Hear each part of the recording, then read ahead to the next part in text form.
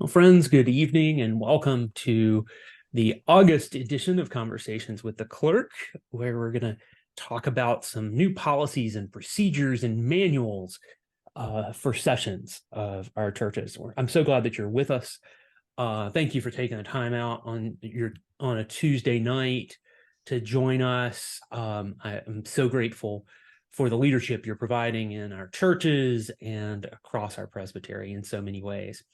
So um, I've got a PowerPoint which I will refer to a couple of times along the way. But before we get too much further, I want to open us with a word of prayer. So let us pray. Gracious God, we give you thanks for gathering us as your people, for the ways in which you gather us as your church, and for the faithful servants of your church who are gathered with us tonight. We ask your blessing upon these congregations and upon our presbytery, that as we walk this way together, we might serve you more faithfully, find ways to order and organize the work of your people that make it more sustainable and more safe, and help make sure that all we do shows the world how you lead us to act in love each and every day. Be with us tonight in all that we do. Through Christ our Lord we pray. Amen. Well, friends, once again, welcome. I want to thank you for joining us. This is a conversation, and to make that really clear, we start out with some introductions each time. And this is kind of what I have laid out for some introductions tonight. Your name and your congregation, your role there. Why are you here? Just so I can make sure that if there's something that you're listening for, I'm going to do my best to provide it, or make sure that we add it to next time. And then the last of these questions: which of the great ends of the church is your favorite? So, and just as a reminder, I put together a quick slide for you just to remind you of what the six great ends of the church are: the proclamation of the gospel for the salvation of humankind, the shelter, nurture, and spiritual fellowship of the children of God, the maintenance of divine worship, the preservation of the truth, the promotion of social righteousness, and the exhibition of the kingdom of heaven to the world. So I will put both the questions we'll be asking and those in the chat, but I'm going to stop the share. I will tell you, we are recording this. I will not be sharing. We will take out this introduction section before we post it on YouTube. So you don't have to worry about your most private details getting shared along the way. So glad you were with us again. And I will just, the easiest way is probably for me to call on you as the squares appear on my screen. So, and I'll start just to say, I'm Andy James. I'm stated clerk of the Presbytery of Greater Atlanta. And I am here because I'm the clerk and you asked me to do this time. In terms of which of the great ends of the church is my favorite, this was a hard one. I'd say probably, I actually think there's something really wonderful about the exhibition of the kingdom of heaven to the world. There's a great gift that comes when we do that together. And so, I think it's a privilege for the church to try to exhibit that as best we know how. So, I will invite each of you as the squares go. So one thing to note, I will make sure that you have a copy of the PowerPoint from tonight and some other resources from around these topics in the coming weeks. And that'll all be in kind of a resources folder that's going to continue to be updated. So one thing as we do this policy work, if you are willing and able, please share a copy of the policies that you develop with me, and I will make it available to other churches so that we're all collaborating and connecting with each other, and hopefully not having to reinvent the wheel too often. So I want to give a reminder. Some of you were with us for our last conversations with the clerk on July 18th. This will look familiar to you from that. Just an outline of where we have been. We started out last time kind of giving a big picture of the changes to the Book of Order that were approved by the presbyteries last year, over the last year. And tonight we're focusing on these new policies, procedures, and manual items for sessions. Then we'll gather again on October 3rd to look at new requirements for pastors and their congregations.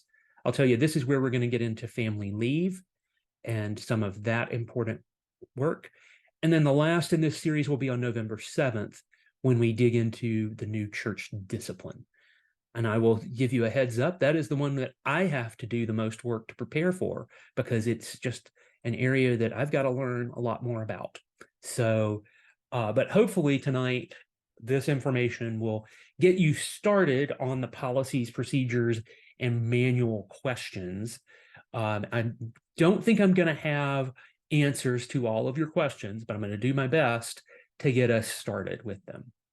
So there are 4 policies required under the Book of Order at G-3-0106. These policies are required of all councils of the church, sessions, presbyteries, synods, and the General Assembly. So these 4 policies are a sexual misconduct policy that includes boundary training, a harassment policy, a child and youth protection policy that includes child sexual abuse prevention training, and an anti-racism policy.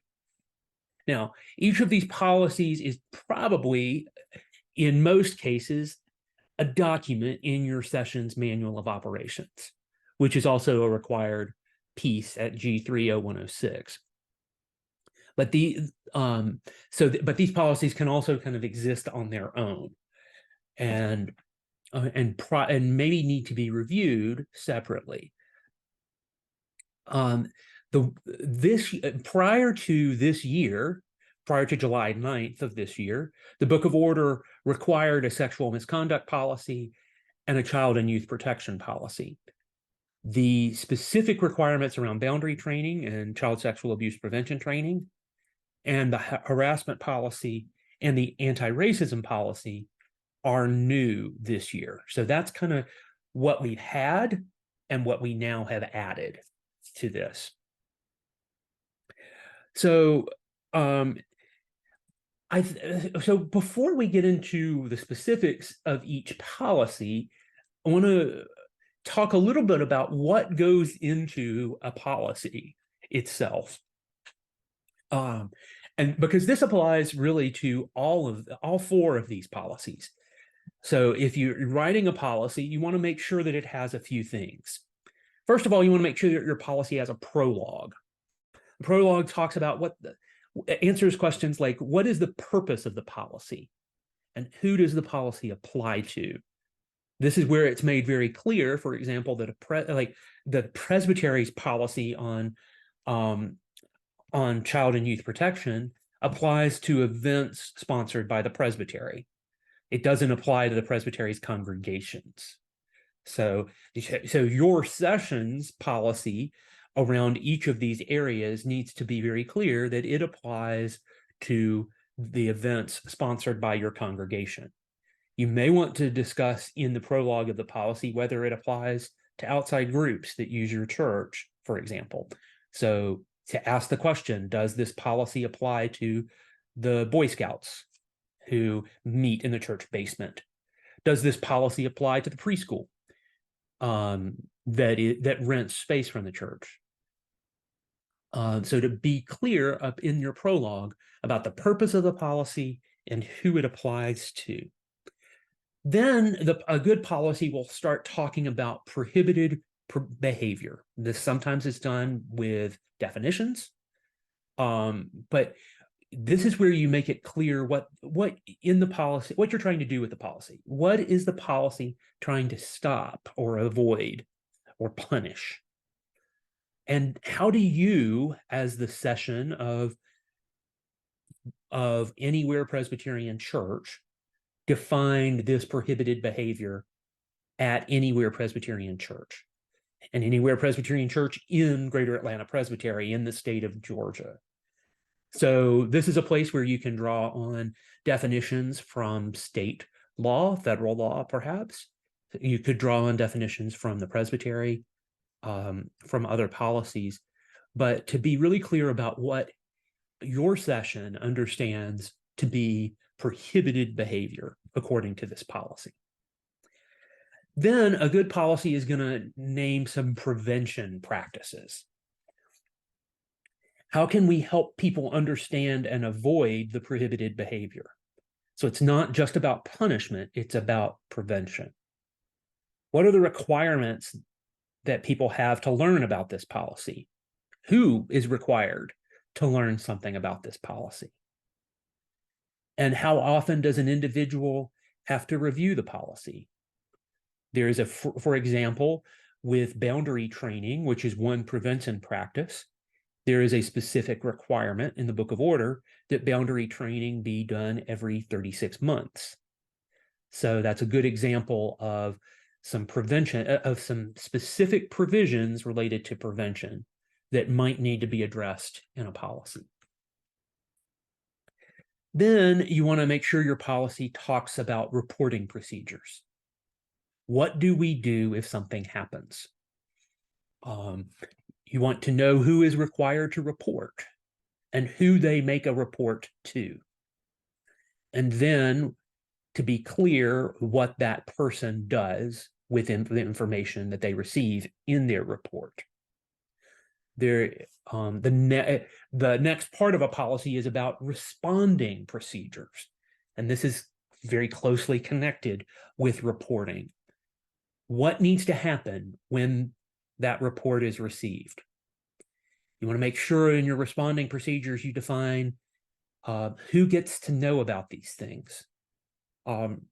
Anti-racism might be a different sort of policy on that than child sexual abuse.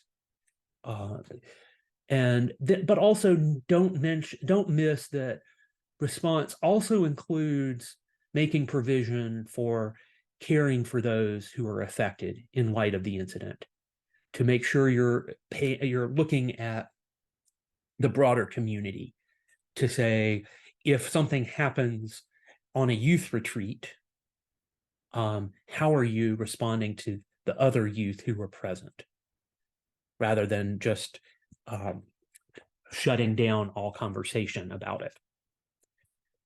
Finally, a good policy has a section about review of the policy.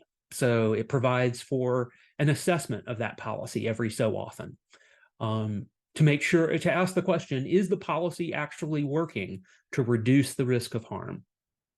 Have the procedures in the policy been followed when events have happened? Have you set up a policy that actually can work in your system? Or have you created something that is more complicated for your system, or it's too simple for your system? I can see both. I can see churches creating something that has too many steps, and then also make sure in a review process of a policy that it's done in such a way that it is frequent enough to take account for other changes in the system that need to be reflected. So say you had a person who was named as responsible for completing a step in that policy, a position that was named, and the staff structure of the church changes.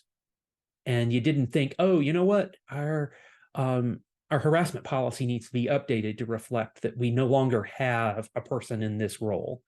We still have somebody doing that job, but we need to make sure the policy now says this role instead of this old role. So that's another important part of the review process. Are there any questions before I go into the specifics of the 4 policies? Are there any general questions about what goes into a good policy?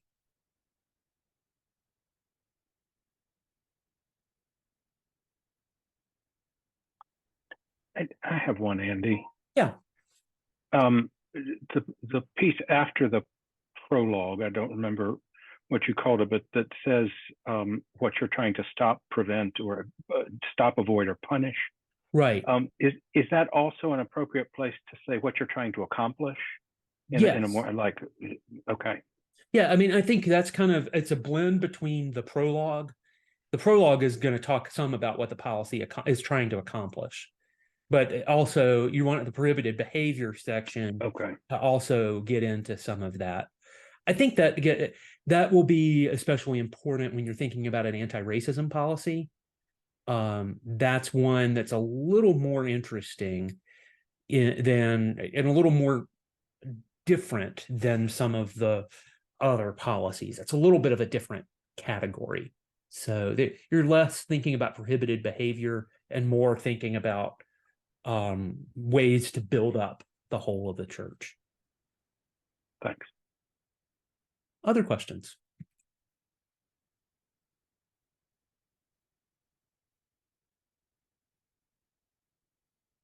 Well, I'll move on and start talking about get into the sexual misconduct policy.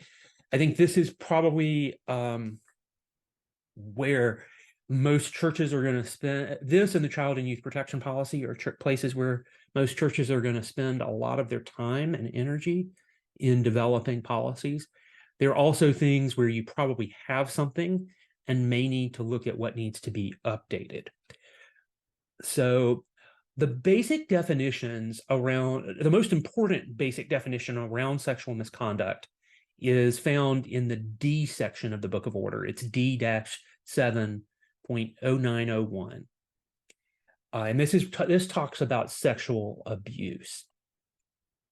Sexual abuse is any offense involving sexual conduct in relation to any person under the age of 18 years, or anyone without the capacity to consent, or any person, when the conduct includes force, threat, coercion, intimidation, or misuse of ordered ministry or position.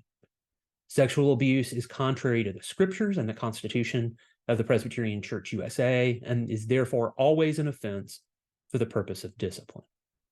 So that's a direct quote from the rules of discipline that probably needs to be at the core of any policy around sexual misconduct. I want to point out a couple of things about this. You'll note here that it relates to any person under the age of 18. It relates to any person without the capacity to consent. And it relates to any person when conduct includes force, threat, coercion, intimidation, or misuse of ordination or position. That final piece is generally understood to prohibit sexual conduct between ministers and members of the congregation because of the misuse of position. So that would be something that it's generally understood there. If a relationship is turning to that point, the minister and the member need to enter into conversation with the session as early as possible and deal with that. Your policy is unlikely to be able to fix that question. So it just needs to be aware of that in it. And so this is where the definition needs to be expanded as your session builds out its policy to explore what needs to be included here beyond sexual abuse. So a session can choose to include other items as violations of a sexual misconduct policy. The Book of Order requires that this policy include a requirement for boundaries training. Now, boundaries training has been required for ministers for a number of years in this presbytery. It is now, for the first time, a Book of Order requirement. The Book of Order requirement is not clear on whether it is just for ministers. It's actually, it is not clear on how broadly it must be applied. it is very clear that it applies to every council and to persons involved with that council. So your policy, first of all, needs to require boundaries training every 36 months. As you develop your policy, the session can set parameters for it, for who is required to take the training. Is it employees and the session? Is it key volunteers? It can set the policy can set parameters for the extent and the format of the training. I think in many cases, this training is very easily included in the standard training provided for new officers. So, because no officer can serve more than 3 years, it's actually a very convenient thing. So, and it's a good reminder that you are required to do another round of elder training, even if you're coming back onto a session for a second 3-year term. So, so the session needs to define how it understands this boundaries training being related to church members. To be very clear, that ministers are covered under the presbytery's policy for boundary training.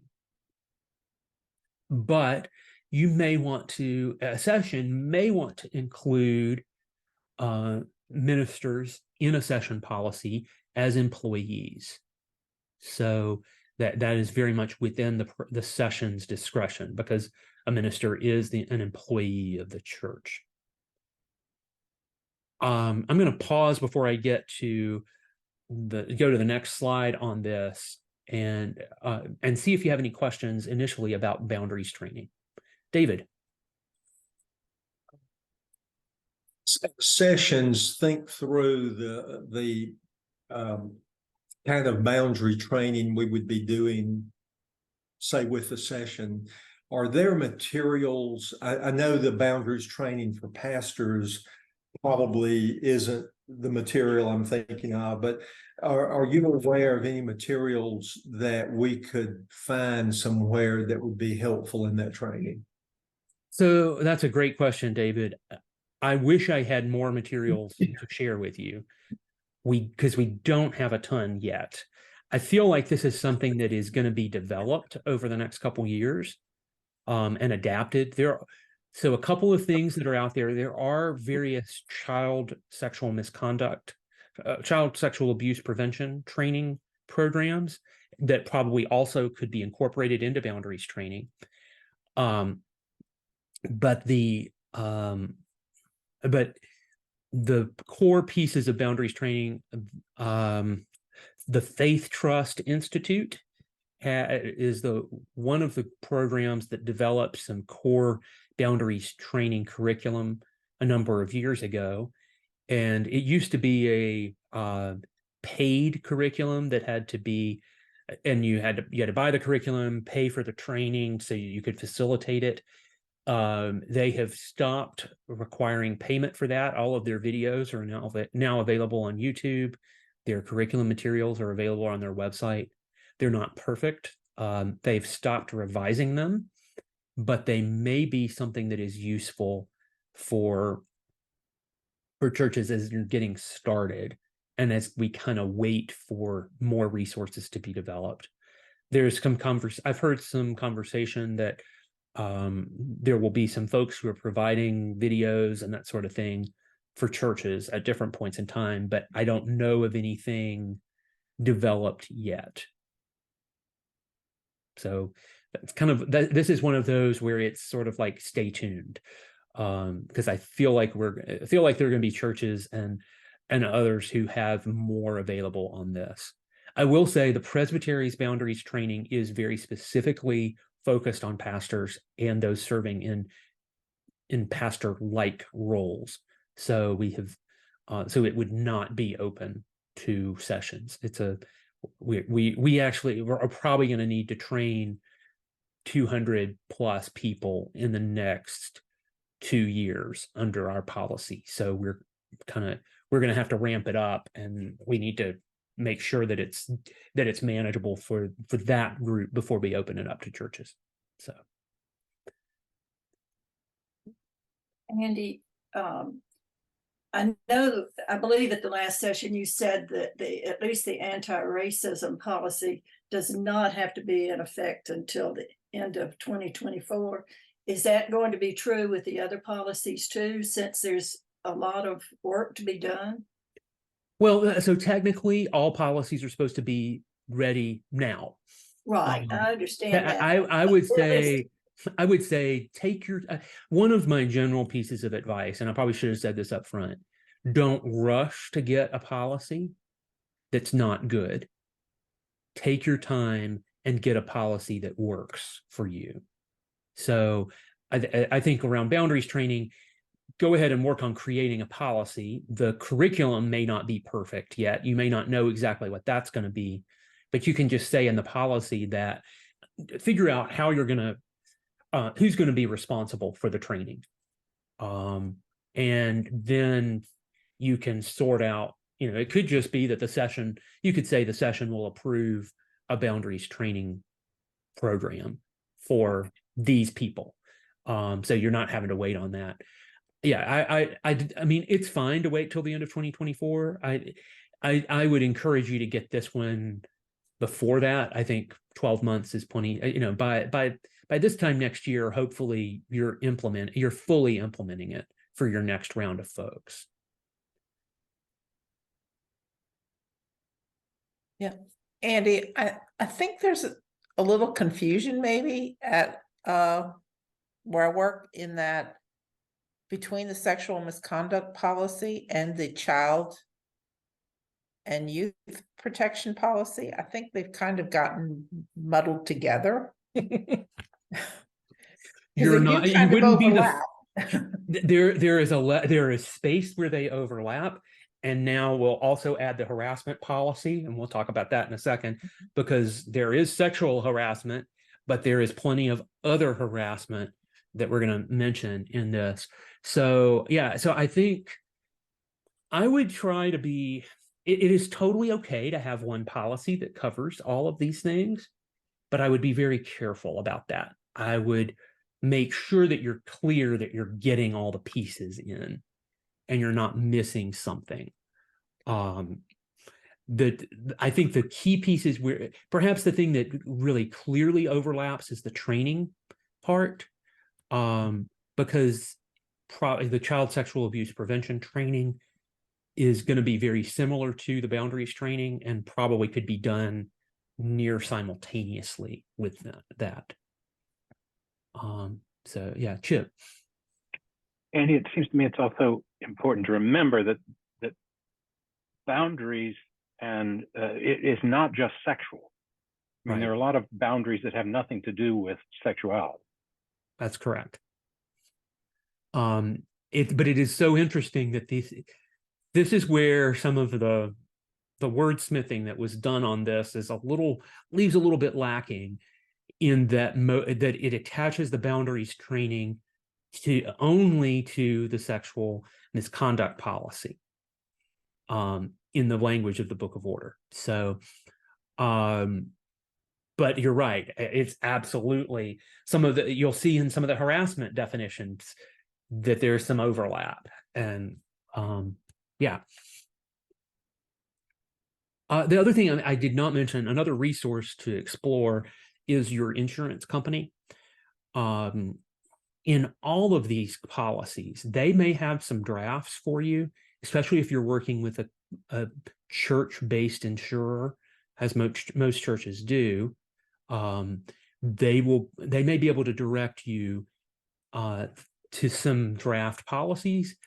I know, for example, the insurance board provides a kind of baseline child sexual abuse prevention curriculum that includes some elements of boundaries training, that's available to all churches, all Presbyterian churches, for free, whether you are an insurance board customer or not. So that's an online training that's pretty it's pretty bare bones, but it's certainly better than nothing in this. So Yeah. Any other questions on boundaries training for now? I know this is not meant to be exhaustive by any means, because there are lots of factors in play here.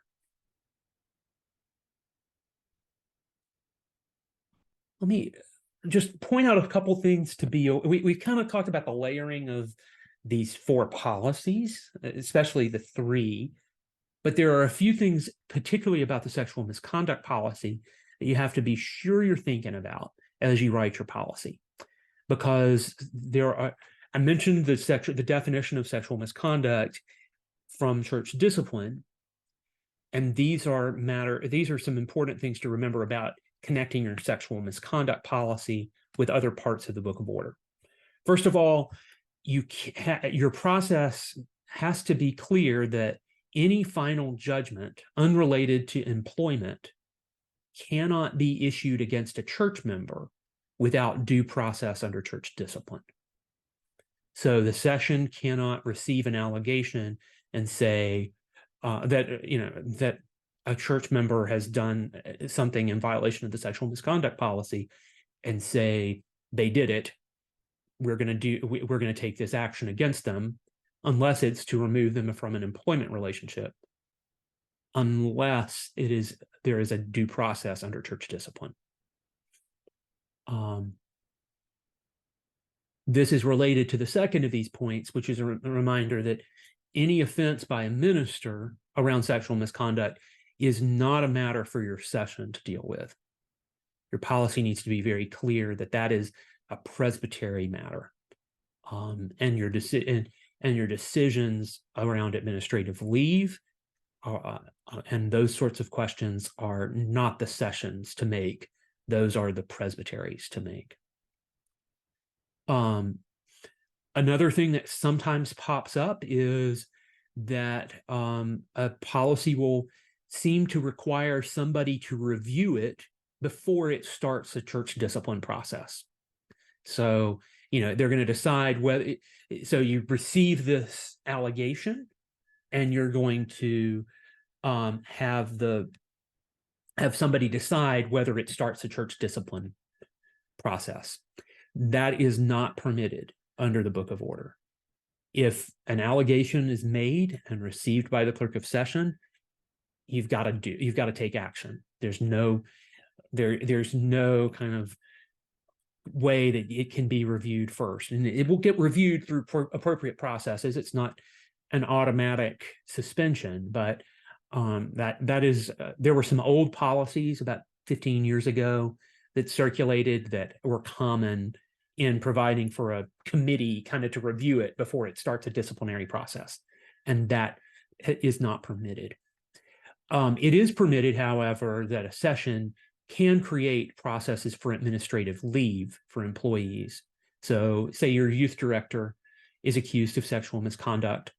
The session can have a process that would put them on administrative leave or modify their employment responsibilities in some way while that matter is getting sorted out. So that is permitted. But when you're dealing with ministers, again, that is the presbytery's prerogative and responsibility. Any questions on these or anything else related to sexual misconduct policy? Yeah, Beverly. Unmute yourself, Beverly. We can't. You have a person who is a member of the congregation and is an ordained Presbyterian minister, is not employed by the church, but functions as a counselor, and then has a relationship with a church member. So that would be a matter for the presbytery's work. So the presbytery would be responsible. The presbytery has oversight of all ministers. So that is past history for us. Okay, so sure. It's not anything current. Thank goodness it's not current. So right, yeah. So anytime any offense, it could be financial, it could be sexual, it could be It could be any sort of offense involving a minister. All of that is processed by the presbytery. Thank you. Sure, thank you. Any other questions on these? I want to talk for a minute now about the harassment policy. This is a new policy that's now required by the Book of Order. And so this is not something that you can look to an existing policy. You might have something in your sexual misconduct policy about sexual harassment. But to be very clear, this is not a sexual harassment policy. This is a broader harassment policy. And I encourage you to as you think about this, I mean, you could write this policy to just cover sexual harassment.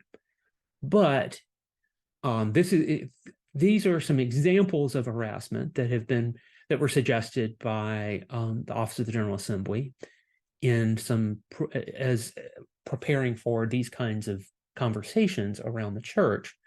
So I'm not going to go over this list, and there's actually one more slide of them. And I saw one of you taking a picture of them. I'll make sure you get a copy of this presentation that has them all. So because there's a lot here, and I want to acknowledge that some of these things are you would not expect immediate. They don't immediately seem like harassment. For example, constantly changing work guidelines, but that is a practice of harassment.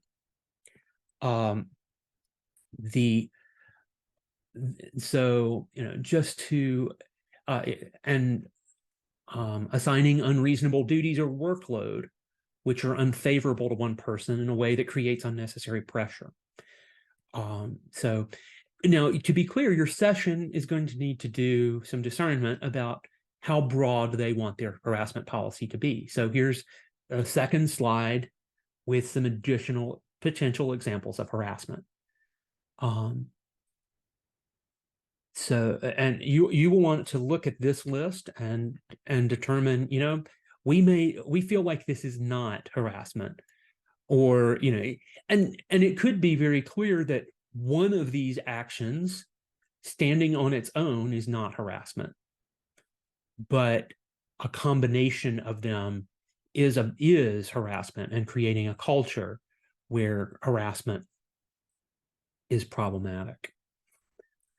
So there are three things to be thinking about with a harassment policy. First of all, you want to review federal employment law for some additional additional example of definitions of this.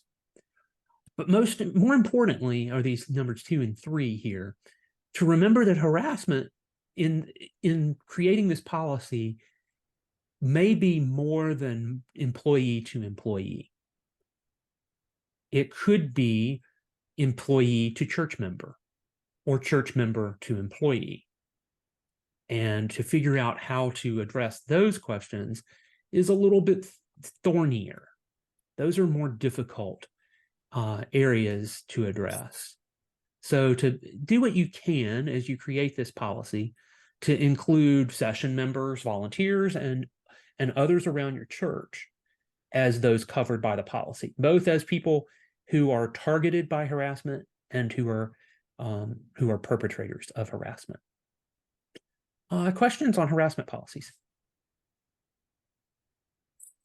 Andy, I think you answered the question then, but just to be clear, so that I'm clear, one session member repeatedly belittling another session member would be covered under the harassment policy. It could very well be. Okay, good. And it could be just really helpful to create the policy in such a way that it provides space for somebody to say, you know what you're doing is a violation of our harassment policy. You don't necessarily have to have a direct consequence of it, but if you can point to something that says this is not permitted, that might go a long way toward changing behavior.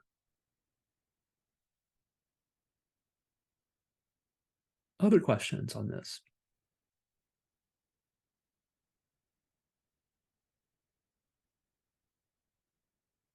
Now I'm confused with something.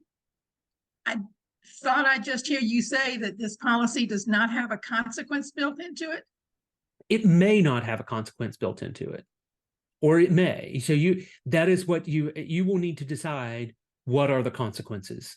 Okay. And it may need to be some sort of this might look like a more traditional personnel policy, for example, where you have a verbal, you have a verbal warning, you have a written warning, then it escalates to Okay. something. This is a space where I think it is permitted and permissible to have something that happens outside of church discipline, where you can call out behavior prior to it being reported, and starting on a kind of formal disciplinary process. But I can very much see, most of these items probably fall under, you can find a biblical citation against most of these items on these slides. And that's really what you need if you're trying to create an offense against someone in church discipline. So, and God willing, we're not going to come to church discipline, but we know that's where we go if we need it. Thank you. Sure. Other questions on harassment policies?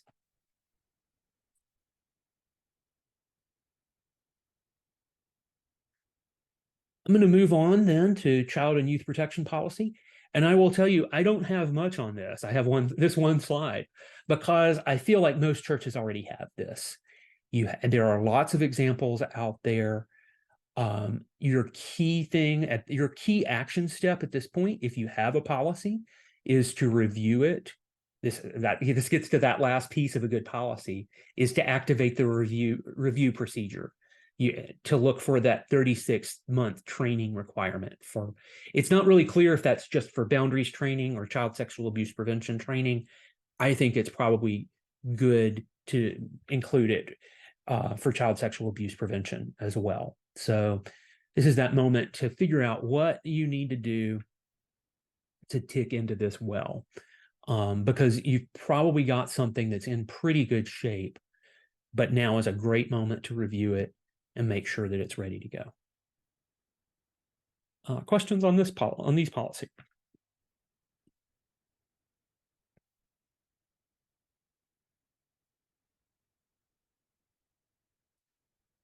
So we'll turn then to our last of the new policies, of the policies required. This one is totally new, and I don't expect that many of our churches will have one, and it's an anti-racism policy. This is what I would recommend to a session talking about an anti-racism policy at this point. That this is really because I've read some from the General Assembly and some other presbyteries and such. By and large, the anti-racism policy is a statement of intent regarding the session's attention to issues around race. It is not going to be perfect or complete in any way, but it's going to kind of outline how the session approaches these questions. It should probably mention and recognize that racism can be both interpersonal and institutional.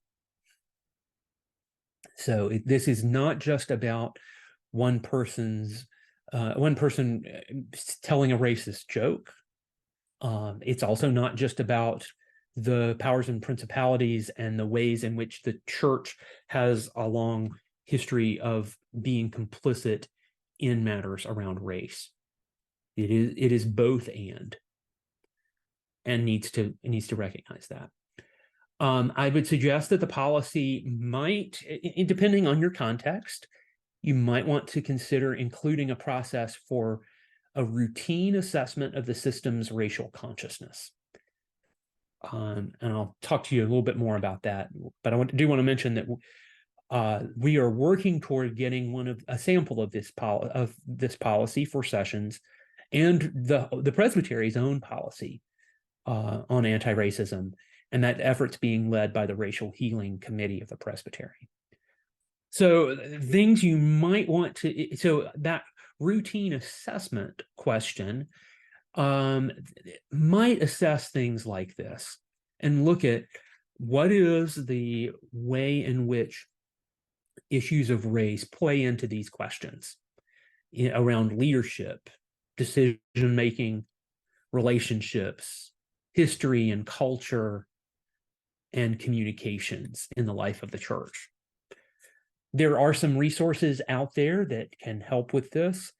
I know of one in particular that I will put in that resources folder, but I will tell you a lot of them are really comprehensive to the point that they're pretty difficult to implement. And and if you hear nothing else on this policy or any of these policies, hear this, that a good policy that you use and implement well, or let me rephrase that, a mediocre policy that you use and implement well is far better than a perfect policy that doesn't work for your church or that you can't live out. So if you create a policy that you can't make function for your congregation, that's really probably not all that helpful. You're far better off to create a policy that you can actually use. So, if you decide that an anti-racism assessment of your system is not a helpful thing, then don't put it in there. If you're not going to do it, don't write it in.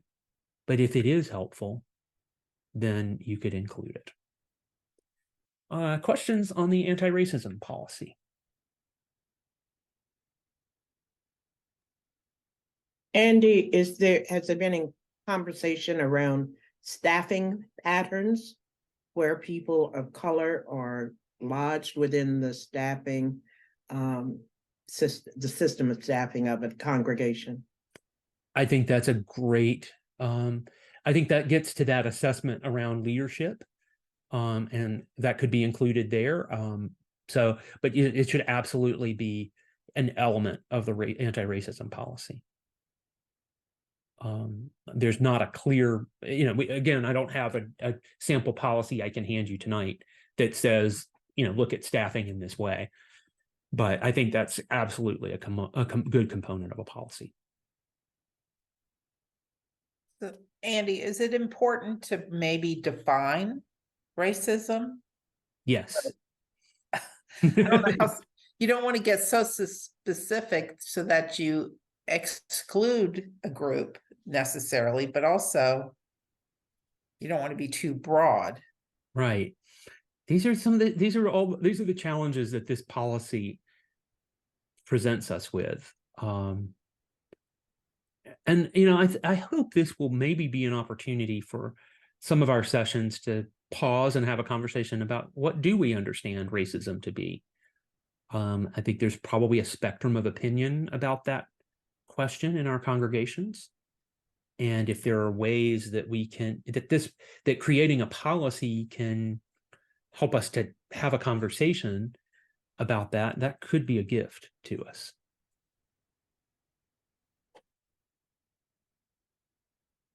Other questions on this? Andy, while not a requirement the way the boundaries training is, this also seems like a policy where there's a great opportunity to insert some sort of periodic training requirement, at least for certain leaders. Absolutely. Yeah, that is definitely, that is, and the same thing could be said about harassment.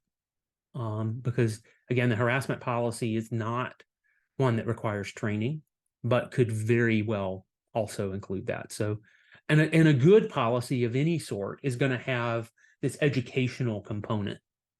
Even the policy itself is an educational piece.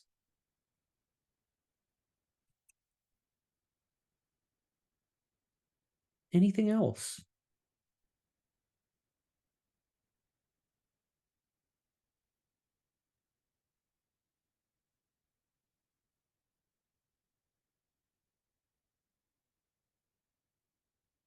I know you have more questions. I know you have more questions than this. I think we're all thinking how much work we have to do.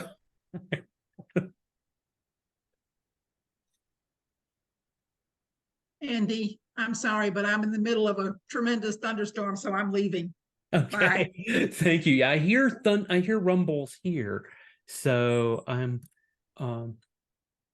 it is totally okay if you need to step out. And as I said, I feel like that's the conclusion of what I have prepared for this evening. I will definitely be making available to you a copy of this presentation and a kind of a resources folder. If you were with us for our last of these, there's an existing resources folder. I will be adding to that and just kind of continuing to curate some resources that will hopefully be helpful for you and your congregations in trying to navigate this. Because as you said, there's a lot of work that's ahead here. This is not something, these are not policies you can pull off a shelf and come up with. It's going to be a little more complex than that. Other comments or questions? Well, We can Andy- find all of this information on the clerk's website. It is not on the current clerk's website. I kind of want to develop it a little bit more in conversation with you about what's helpful. And then I'll share, then it will be on the public side. I will send you all a link. So I will email you all tomorrow or next week. If you're leaning more toward next week, I'll email you a link to a folder of resources. Okay, thanks. Yeah. Sylvia? Yes, I'm just piggybacking on what was just said about the amount of work.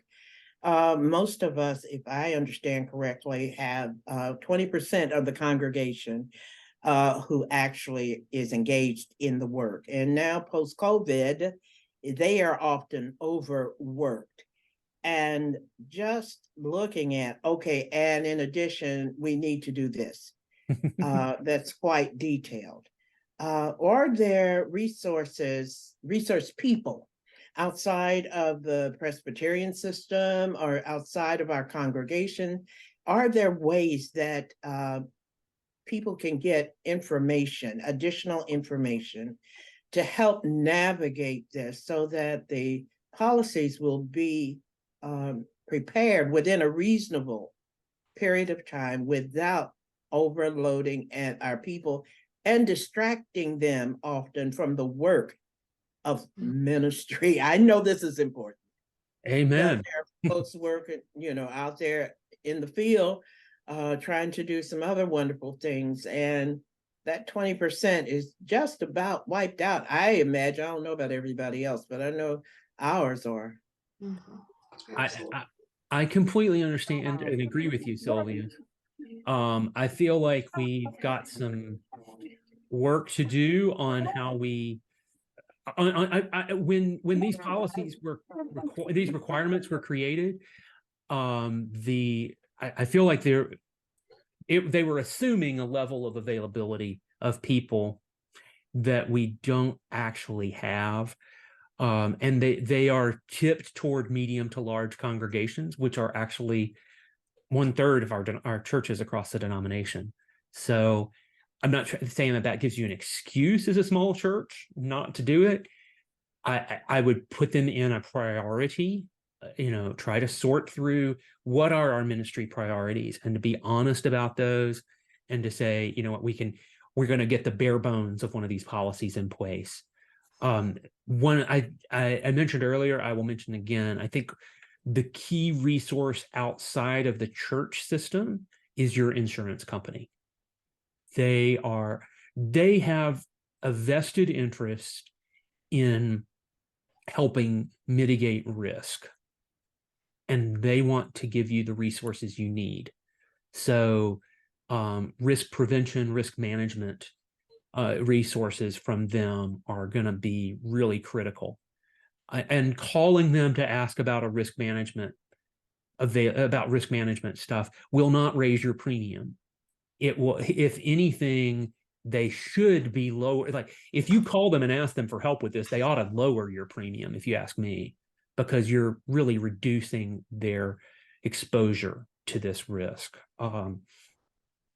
And make sure that you use them, like if they offer background checks, look into make sure that if they've got that on offer, don't hesitate to use it. If you're struggling to find a place to get kind of the basics of some of this training, go to the insurance board and use that, use their resources, because those are available to everybody for free. And call your agent, your broker, your insurance company. Say, we need help creating a sexual misconduct policy. What do you have for us? There are plenty of resources available through the PCUSA. I would caution about using resources that are not Presbyterian outside of your insurance company, because you really do need to make sure that it gets at those Presbyterian questions. But beyond that, use those resources first. Don't put this off forever, but if you can get your existing your sexual misconduct and your child sexual abuse policy cleaned up in the next year, and then you can maybe by the end of the next year get your harassment policy. Small churches, take it one small step at a time. So yeah, Katie, I see your hand. Yeah, I think I'm just building on what Sylvia just said. I always think it would be great if someone had the perfect policy, maybe for large churches, medium churches, small churches, and then we can adjust or tweak them. That's a whole lot easier than each of us finding people to write them. And so I hear that it's great to contact the insurance company, but I feel, I would just love for the people who have time to do all this and resources, it would be great to have something to hand over and say, here, tweak it for your particular congregation, given your size. So, yeah. And when we have those, we are going to make them available. Okay. And everything I can do to help make that happen, I'm doing. But Absolutely. So we're trying.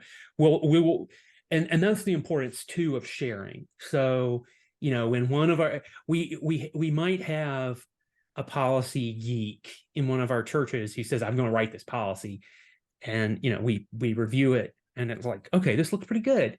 We can make it available to everybody. We also don't want to make a policy available to everybody that we discover a major flaw in 5 years' time. So we're always trying to balance all of those questions. So you all understand that, but I just have to say it. So Sonia. I'm assuming these policies are in place at the presbytery level. We are working on them. So the sexual misconduct and the child sexual abuse prevention policies or the child and youth protection policy are in place. The other two are in development. So and revisions to the other two. So we're all kind of having to look at these together right now. I was thinking in terms of there's some elements that in my mind should be consistent as I go across the churches within this presbytery. And so I don't know whether there are plans to share just the major elements. A policy for a small church is not going to look the same as a policy for the presbytery, but there are some elements that should be consistent. I tend to agree with you. I know, and I think we tend to agree. I think most folks tend to agree on that. And then when they start looking into the details, they say, "Oh, but we're different on this, this, and this." And so they're going to find an area where where they want to be different. So we're trying.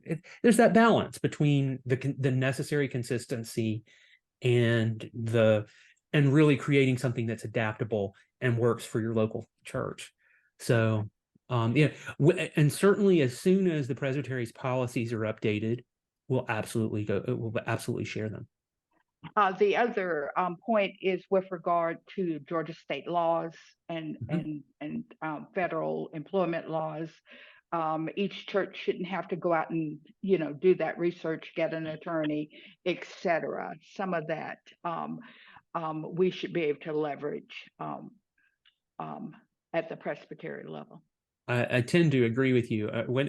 Then there's also the question, one of the emerging questions for the church around like federal employment law is to what extent are churches actually subject to federal employment law? And we don't really know the answer to that question. And it's emerging on that. And, you know, 10 years ago, I think the answer to that question looked different than it does today. And we want to, and then there's also the statement of we may not be subject to it, but we probably should do it. So yeah, just because we're not required to follow federal employment law doesn't mean we ignore it. So yeah. Other questions? I see one in the chat to me. Are all session members to sign all policies? That is a great question. That is something that should probably be explored in your particular policy. So I don't know that every session member needs to sign the anti-racism policy every year, but you might want to have your session members sign the, you probably definitely want to get your Sunday school teachers for children to sign the child and youth protection policy. So, you know, kind of figure out what is appropriate for what people to sign and how frequent. You know, like in the presbytery, we don't make ministers sign another form on sexual misconduct after you become a member. Should we? Question mark. Yeah. I guess the reason I'm the one that asked that question, and then your response actually led to something else. When we're talking about the lift that this takes, for example, I have over 40 members who are volunteering to do tutoring for an after-school program being held at the church. So now there's 40 background checks, 40 child protection policy, 40 child sexual harassment, in addition to Sunday school, in addition to so forth, so on. Wednesday night children's programming. You know, I mean, how are people managing that? I mean, it's the lift is unbelievable. Yeah, I can add something. For anybody, as far as background checks, for anybody that has the ACS or Realm software, and the other church softwares may have it available as well, but ACS is partnered with Verified First, a background check company, and that's who we use. And they are also aware of all the state laws that apply for you. And I mean, we have found that to be the easiest route. And, you know, we do a full background check every 5 years, and then have annual updates where they have to sign a document saying there have been no changes. I just find that it's because I'm actually not speaking as clerk of session here. I'm speaking, my other job is church administrator at a larger church. And the background check's not the issue. So I mean, you just send off an email and then the company does that. It's chasing the members to get them to sign the policies, to go through the darkness to light training, which is the child prevention training. It's an absolute beast to, you know, I mean, granted, I can say we're doing our due diligence, we're doing the best we can, but it's very cumbersome. Right now, I'm asking for about 65 background checks, new background checks that need to be done before the 10th of September. You know, and that's a lot. In addition to the background checks, I also need the child protection policy, the darkness to light. So now we're going to add the anti-racism, we're going to add, you know, the harassment and so forth. It just, it's a lot. I'd say, so for a lot of those folks, like, you know, for a volunteer in a after school tutoring program, they probably don't need to sign off on the anti-racism policy.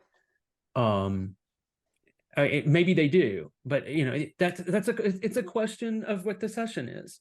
But the session's got to make a determination, and to be aware of the resources involved in implementing that determination.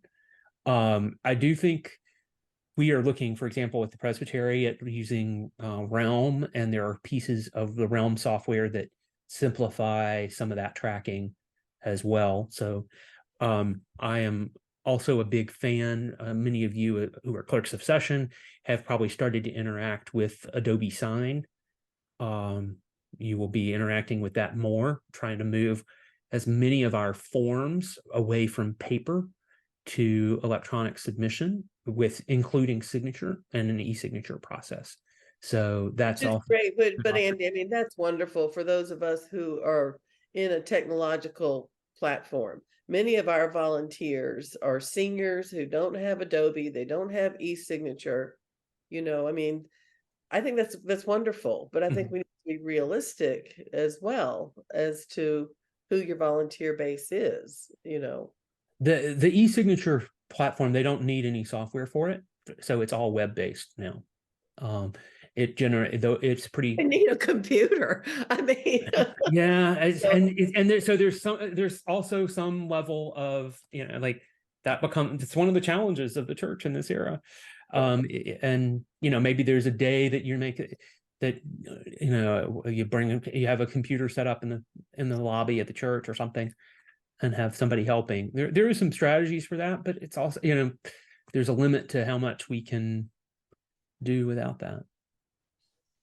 I guess my question is, what is the audit process going forward if we're doing our best to be in compliance, and then, you know, we're doing our best to be in compliance, but I can't force Jane Doe.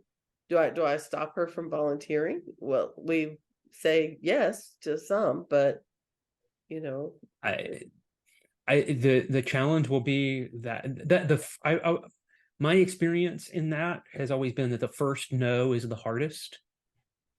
The first person who shows up for tutoring and you say you can't go forward until this is finished is the hardest, and then after that there are actually very few more that follow, because people realize the policy needs something. And I mean, as pastor, I had to tell a 80-something-year-old church member that no, she could, according to our child and youth protection policy, she could not run Sunday school this morning for the children by herself, because the policy prohibited that. And she was not happy with me, and I heard about it, but it was what was needed to provide the protection that was required in that moment. And in time, it actually set up a healthier system and structure. Not perfect. Doesn't mean she didn't curse me about it a couple more times. But God rest her soul, Mary was understanding in the end, and knew that I had the best interest of her and the children and the church at heart. So it is just a huge lift, and so long as there's some grace in trying to know that we're doing our best due diligence to get things done. The presbytery is not going to come in and audit you on this.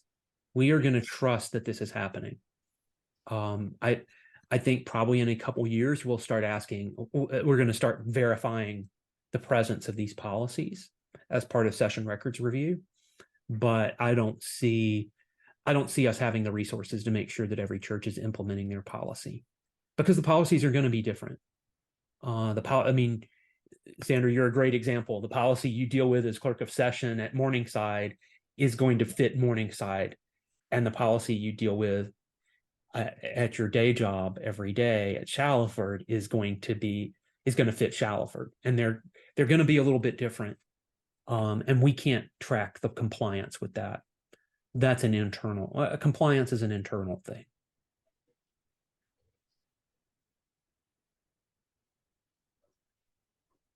So, but all that to say as well, you're right. We need a tremendous level of grace in this. This is some big change for the church. This is some heavy lifting for those of us who do this work.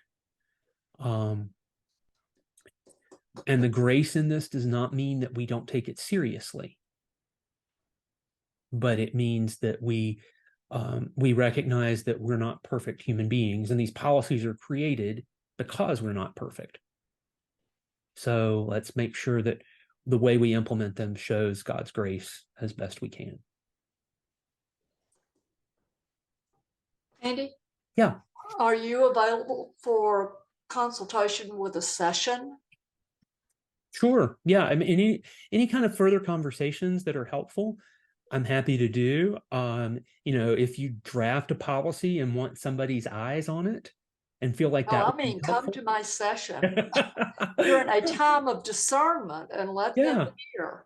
Yeah, if you're, I mean, Or we can do it on Zoom. We can put you Yeah. on Zoom. Sure. And I mean, this recording will be available, but we'll also make sure that I'm also happy to come and have a conversation and kind of help identify these are the markers of a good policy, or to work with your folks around answering some of these questions and to say these are the sticking, if you've had a conversation and these are the sticking points, can you help us? Yeah, I'm happy to do that. That would be helpful. Thank you. So, yeah, David.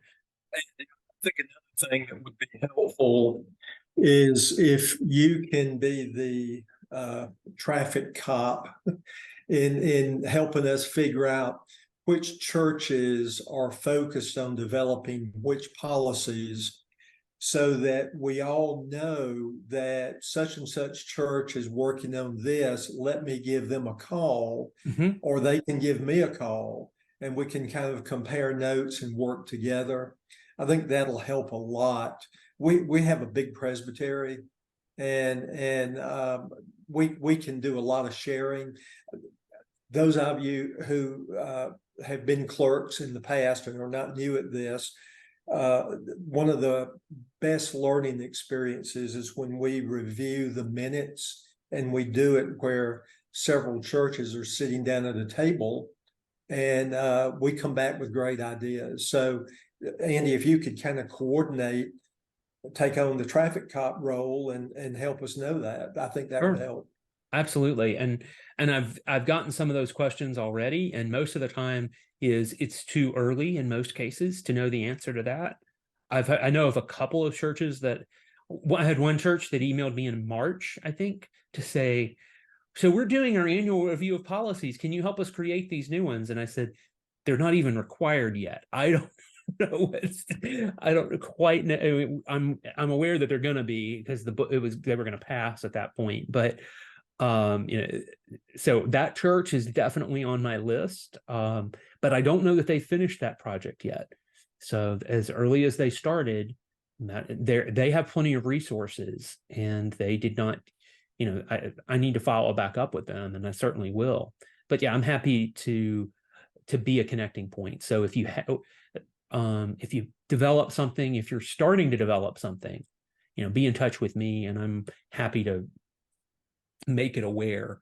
I kind of wish we had a bulletin board. I'm glad we don't, because it's an online sort of thing where we could track this. But I think we can do it in some other ways, and I'm happy to be that point person.